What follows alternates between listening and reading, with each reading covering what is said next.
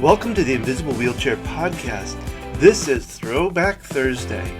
One Thursday each month, we take a trip back in time to a previous podcast. With so many new visitors to the podcast, I thought it was a good time to get back to some of the good stuff we've had from the past. Today's podcast is sponsored by Q Sciences.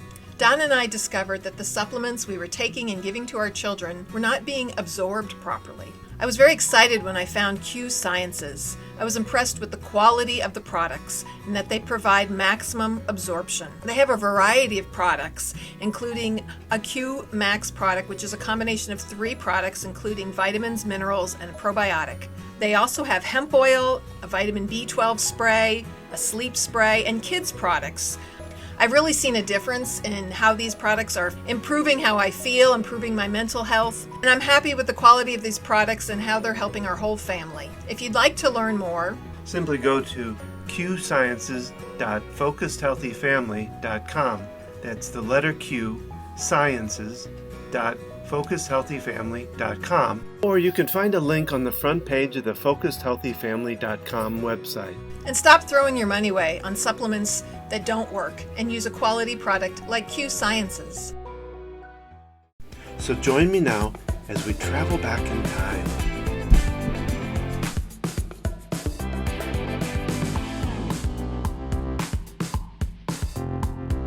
This podcast was recorded on March 15, 2017.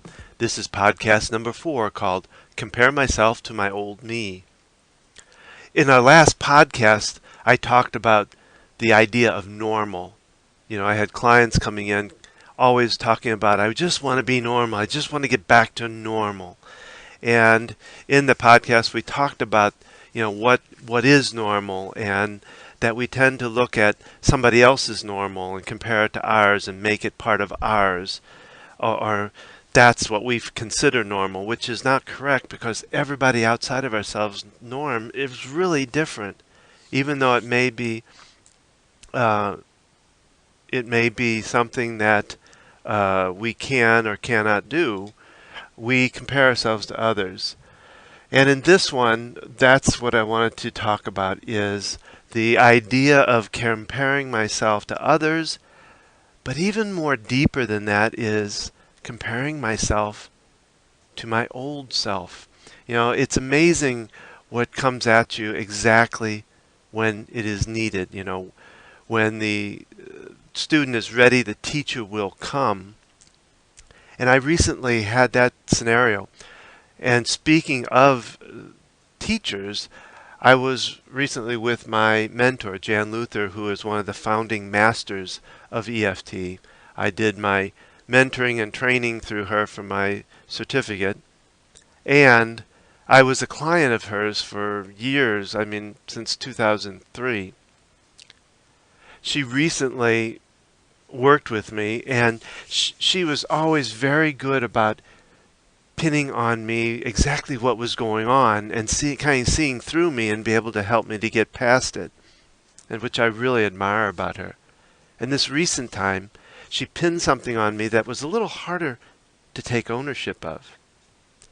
She told me to stop comparing myself to my old self. Took myself back a little bit. I was like, wow, it kind of made sense, but it was really kind of hard to conceptualize and to really think about. But I knew I had to change, so I really wanted to work on that. And, with our life, I can see that being very true, because before my daughter's stuff with her OCD, before my heart attack, before really life got really complicated and we had, financial struggles, before that time, maybe it was when I was single, maybe it was when I was first married, and everything was good. I had a good salary. I was working for a company, doing a lot of different stuff, and it was a good, fun life. And so I think now I look back and go, oh, those were the days. Oh, that was the time. And it's not so. I have changed dramatically because of the things that happened. I tell customers a lot of times, clients, that you can't jump from here to way out there in a journey in your life, because you need all the experiences that happen in between. All that journey is really what it's about, more than the end result. Because in life, you really never get to the end result. Because when you do, you're not going to be here any longer. You're going to be dead. And I came close enough to that. I don't want to do that again. So it's really about enjoying the journey in between and not really wanting to be back at the square one, even though sometimes that's easier when you've had a rough journey like we've had through our life. So when I'm working with others now, I see that we all do that to some degree or other. One, we're comparing ourselves to better times. Before there was anxiety, before there was disorder or trauma, or just life being complicated. We dream of the days when life can be less complicated. I think about that too. Right now, all life for me, and I think even for the world, is very complicated, very, some fears and things like that going on. And I think back, wow, wouldn't it be nice to go back to, I don't know, maybe the 50s, where, things were booming and all this. But I'm sure if you were in the 50s at the time, it wasn't about the time. There was probably still very complicated times for people, financial struggles, whatever it might be, that caused trouble. So going back and looking back at time doesn't always mean that that was the perfect time anyway. And things change. I change. You change in that journey that you go through in life. So any moment can be very different. So comparing to better times, well, they might have been better then, but you're a different person now. Now, it might be comparing to a wonderful childhood, and that no longer is happening because you're an adult. And comparing to a wonderful childhood would be great, but you were, 5 or 10 years old. Now you're, maybe in your 30s or 40s, whatever. You're a very different person. And you've had changes because of life's journey that make it impossible to go back to a childhood. Besides, the childhood was so simple. Now, you might be comparing yourself to how others perceive you or see you, which would be really tough because you can't get in their mind.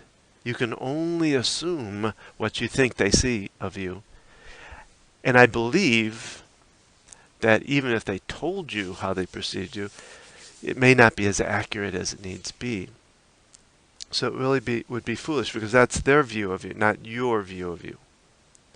So any one of those is pretty much impossible because of the fact that you move on. And it's only setting ourselves up for problems or failures by doing that, because it then shows up more of what maybe you don't have or you don't want in your life. It just emphasizes it even more. And besides that, you may not be fitting the standards and norms of other people, and that's okay. Or as I talked about in the norm podcast, it might fit you right now to follow what somebody else is doing and compare against that and follow it for maybe a while. It still would be a falsehood, but you might be able to follow it until they make the turn that you don't want to make, that their life turns that way and you don't see yourself going in that direction. So you would be then stuck again.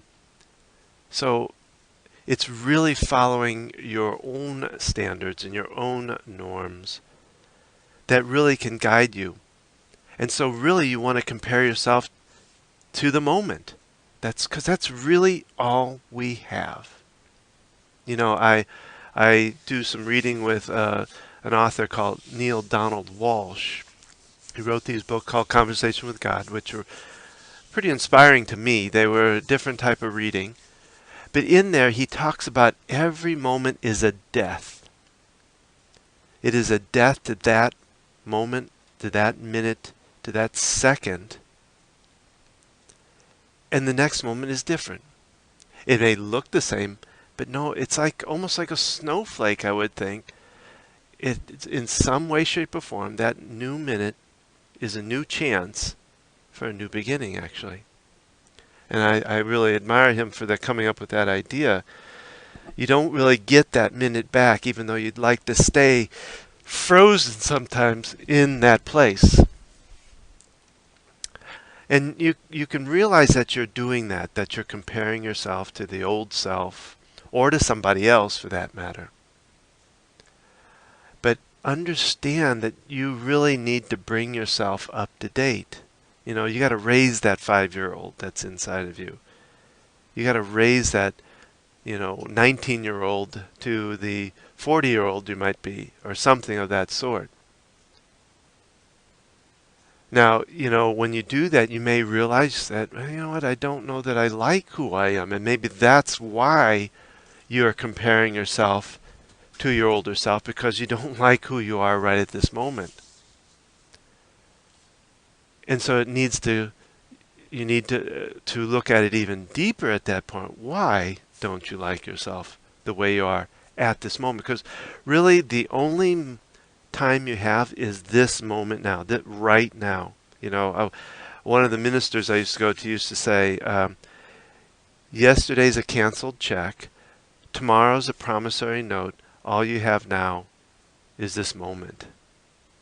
And that is very true, because you really can't do anything about the past, and you can't really know about the future because it hasn't happened and you don't have a crystal ball.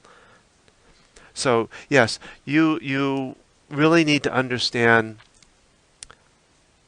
to bring yourself up to this point now and compare only to this point now. How am I doing right now? Or to the minute before? And again, you may not like what you're doing now or who you are now. But here's what I would say. To be able to start changing it, here's where I would say you need to start. You need to be able to accept who you are right at this moment, whether you like it or not.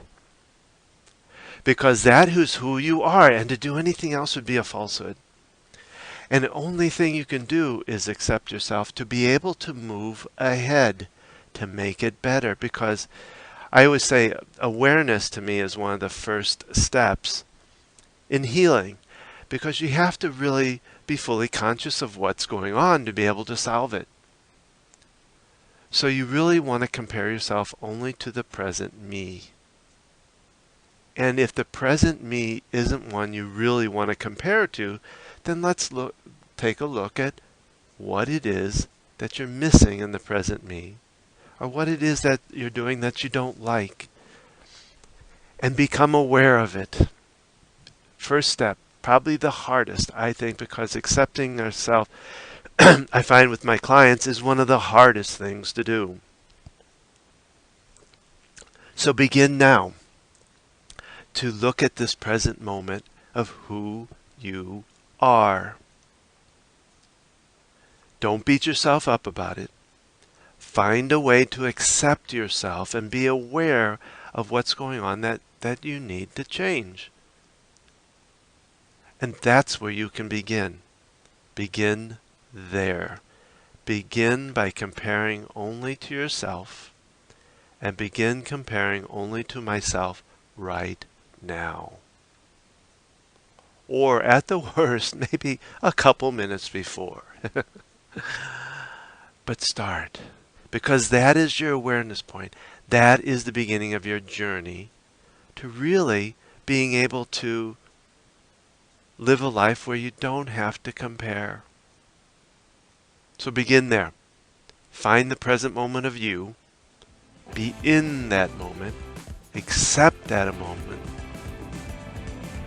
And begin to heal that moment.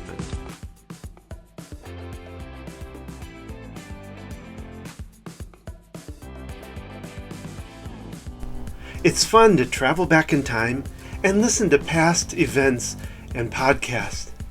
Maybe you have a story from the past about how you overcame OCD. Or maybe you want to tell what you're going through right now dealing with OCD. We want to hear about it. Simply go to invisiblewheelchair.com, and on the left-hand side you'll see a little area that says Stories from the OCD Side. Click there and tell us all about it. We'll be happy to listen and put you out there. And remember, my wife and I are here to help you with your OCD and your anxiety. Simply go to familyocd.com or focusedhealthyfamily.com, and there you can connect with us and get a free consult to find out if we can help you. And thank you for visiting us today on the Invisible Wheelchair Podcast, and we'll look forward to your next visit with us. So thanks for coming. Take care.